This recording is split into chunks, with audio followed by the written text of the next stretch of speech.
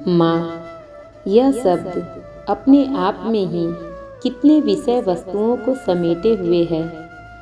माँ कहने को तो बड़ा छोटा शब्द है, पर यह कहना गलत नहीं होगा कि इस छोटे से शब्द में शायद पूरी सृष्टि का उद्भव सूत्र समाहित है। माँ किसी व्यक्ति विशेष का नहीं, बल्कि एक भावना का प्रतीक है। ममत्व से परिपूर्ण भावना, एक ऐसी भावना जिसमें सिर्फ प्रेम है, निस्वार्थ निश्चल प्रेम, सिर्फ देने की भावना, लेना कुछ भी नहीं। हर व्यक्ति के जीवन में उसकी माँ का अलग और अनूठा स्थान होता है। जीवन देने से लेकर जीवन में उचित दिशा देने तक का माँ का योगदान अविस्मरणीय होता है। हम सब अपनी माँ से वह सारी बातें सीखते हैं जो हमारे जीवन को लव कुश के जीवन के समान आदर्शवादी बनाते हैं। हम सबकी माँ में सीता माँ का चरित्र और गुण छुपे होते हैं।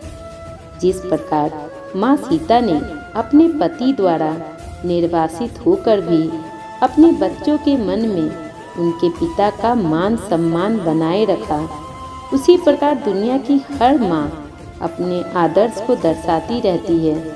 अपने जीवन में लाख कष्टों के होने पर भी माँ सीता के समान अपने बच्चों को संस्कार और आदर्श का पाठ पढ़ाती रहती है। दुख और अभावों में रहकर भी अपने बच्चों को कर्म योगी बनने की शिक्षा देती है। बच्चों को जीवन में आने वाले हर संघर्ष के लिए तैयार करती है और उन्हें आदर्शवादी बनने का रास्ता दिखाती है।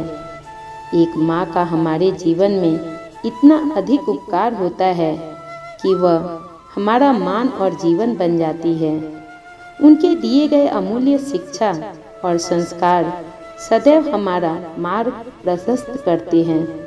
तभी तो यह कहा गया है कि मेरी माँ मेरा मान सीता माता के समान। इस कथन की वास्तविकता यह है कि मेरी माँ या हम सब की माँ हमें लगभग वही ज्ञान और संकल्प देती है जो माँ सीता ने अपने बेटे लव और कुश को दिया था, जिसके कारण वह दोनों भाई युग युग के लिए अमर हो गए और एक आदर्श के रूप में स्थापित हो गए।